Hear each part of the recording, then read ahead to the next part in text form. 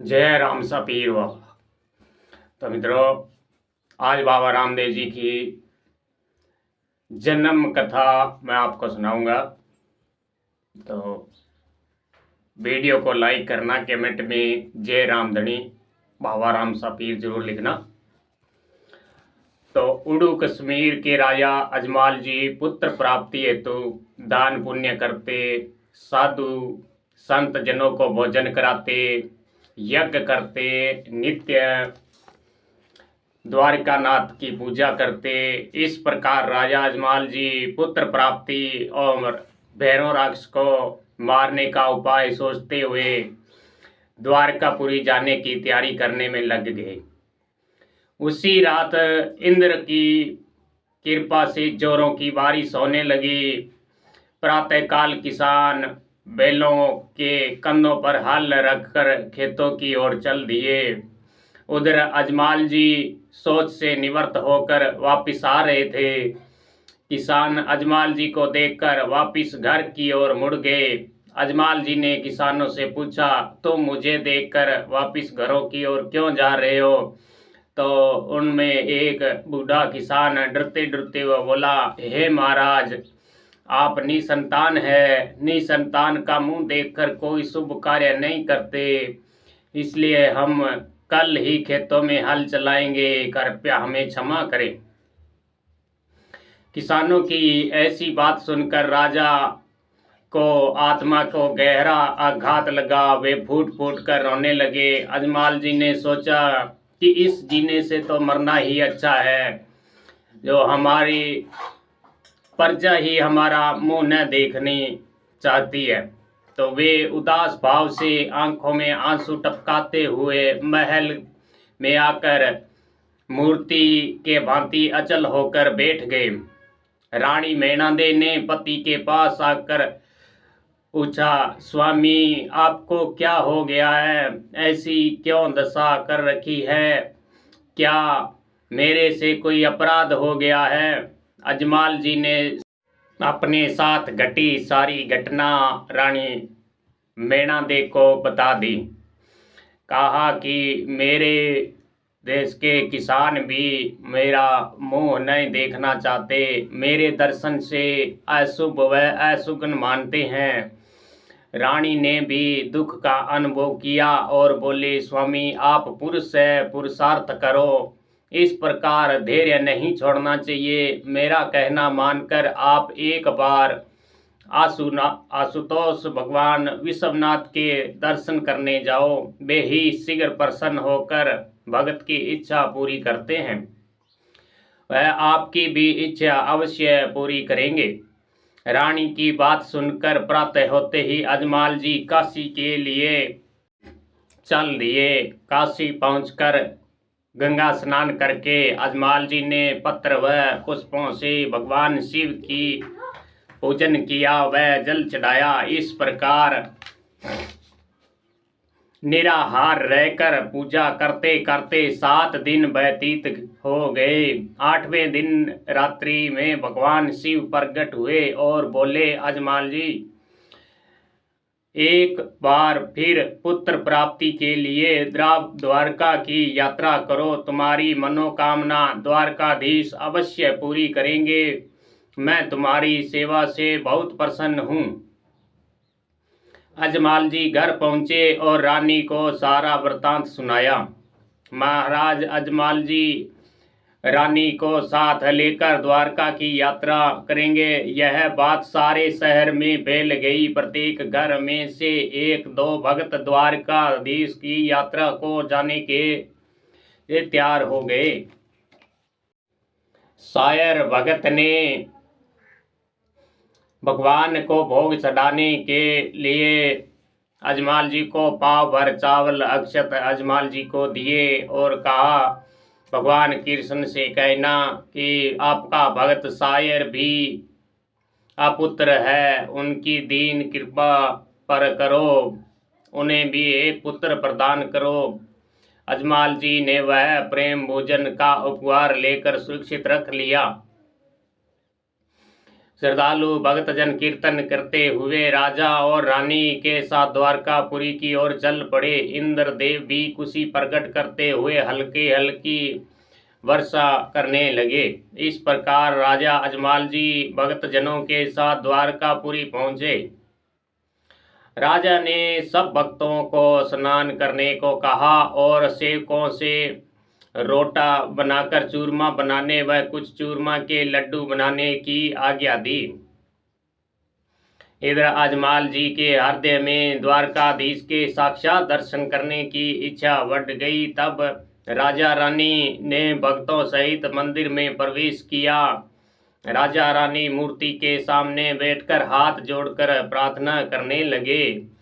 हे सच्चिदानंद, हम दीन दुखियों की पुकार सुनो, मुझ पर भी दया करो, मेरी भी झोली भर दो। भगवान द्वारकानाथ की मूर्ति से उत्तर न मिला तो अजमाल जी ने क्रोधित होकर, मैं कितनी बार आपके दर्शन करने के लिए आया हूँ, मगर आपके हमारा बांझपन दूर नहीं किया।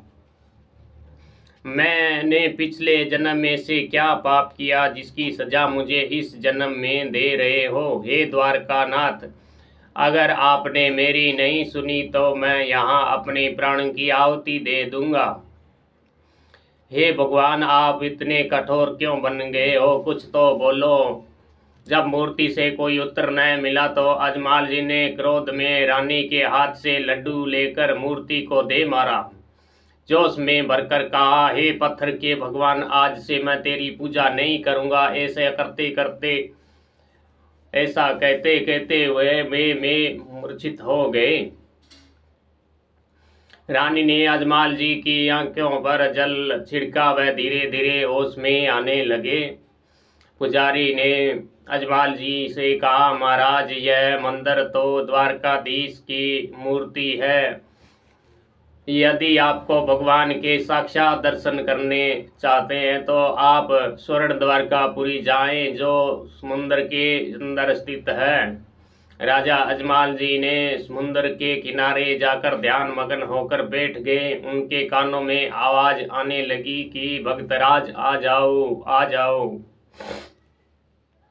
अजमाल जी ने आंखें खोलकर समुद्र में द्वारका को खोजने लगे तो वे समुद्र में कूद गए। अजमाल जी को समुद्र में एक सुंदर स्वर्ण नगरी दिखाई दी। अजमाल जी प्रसन्न होकर लोगों से पूछने लगे, यह कौन सा नगर है?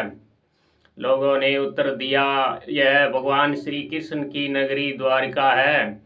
द्वारपालों ने भगवान से आज्ञा प्राप्त कर अजमाल जी को भगवान के पास पहुंचा दिया।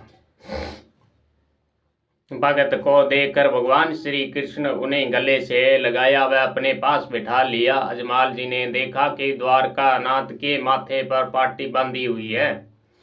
अजमाल जी ने पूछा, स्वामी, आपके माथे पर पाटी क्यों बांधी है? भगत की समाधान करते हुए बोले कि मृत्यु लोक में एक भगत है जो प्रसाद का लड्डू मेरे माथे पर दे मारा, जिसका रक्त प्रवाह होने लगा, इसलिए मैंने पाटी बांधी है।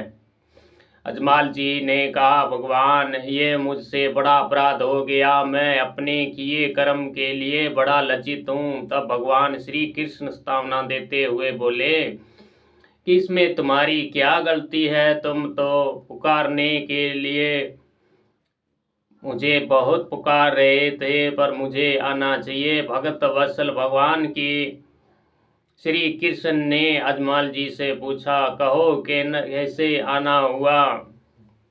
भगवान का प्रश्न सुनकर अजमाल जी बोले, मेरे यहाँ आने का दो कारण है, स्वार्थ एवं परमार्थ। स्वार्थ का कारण, मेरे घर कोई पुत्र नहीं है, मुझे निपुत्र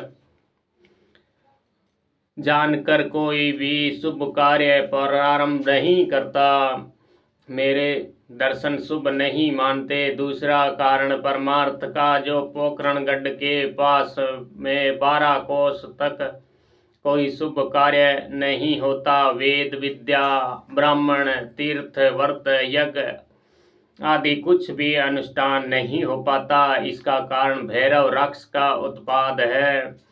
सारी प्रजा में उसने कोहराम मचा रखा है। इतना कहते कहते अजमाल जी के आंखों में आंसू धारा बह निकली।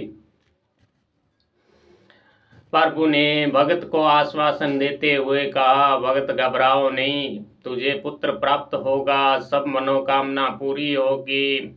अब अजमाल जी ने अपने सेवक शायर की बात याद आ गई और हाथ जोड़कर बोला, हे प्रभु, मेरे यहाँ आपका दीन गरीब गौ सेवक शायर भगत रहता है, जो आपके धाम की यात्रा करने में असमर्थ है, पर हर देशे हर समय आपका ध्यान करता है। उसकी तरफ से मेरी प्रत्येक यात्रा से प्रार्थना आती रहती है कि मुझे भी संतान सुख प्रदान करें। प्रभु, उसके लिए क्या आज्ञा है? भगवान श्री कृष्ण बोले, हे अजमाल, उससे कह देना कि उसे भी एक होनहार पुत्र प्राप्त होगा, किंतु उसे बाद में एक भक्त कन्या के जन्म से तुम्हें वस्तुतः संतान सुख मिलेगा। वरदान पाकर अजमाल जी बोले, प्रभु, आपके वरदान से पुत्र तो प्राप्त होगा, परंतु मैं तो आप जैसा ही पुत्र चाहता हूँ, तथा मुझे आपके आने का परिणाम रहे कोई भौतिक स्मृति वस्तु भी दे। भगवान ने अपनी वैजयंती माला एक पुष्प मोती तोड़कर भक्त को देते हुए बोले, लो, इसकी पूजा कर रहा, इसे तुम अपने होने वाले पुत्र के साथ रखना। साथ ही ये 4 निशानियां, रतन कटोरी, वीर गेडिया, पीताम्बर और आमल डावली माला और श्याम पुष्प इनकी पूजन सामग्री में रखना। यह बात सुनकर अजमाल जी ने पूछा, महाराज, आपके पधारने पर मुझे विशेष योग्य निशानियां बताएं, जिससे मुझे पता चले कि आप मेरे घर पधारे हैं। द्वारकाधीश बोले, यह दोनों पुष्प पालने में झुलाना। पहले पुत्र का नाम ब्रह्मदेव जी व दूसरे पुत्र का नाम रामदेव रखना। जब आपके घर में पूर्णिमा के चंद्रमा के समान आपका घर चमकने लगे, चांदनी से भर जाए, तो समझ लेना मैं आ गया हूँ। आपके मटकों में पानी के जगह दूध से भर जाए, तो समझ लेना मैं आ गया हूँ। तो मित्रों, आगे का भाग आपको दूसरे भाग में सुनाऊंगा। अगर वीडियो पसंद आए तो इसे लाइक करना, कमेंट करना, चैनल को सब्सक्राइब करना। जय राम धनी।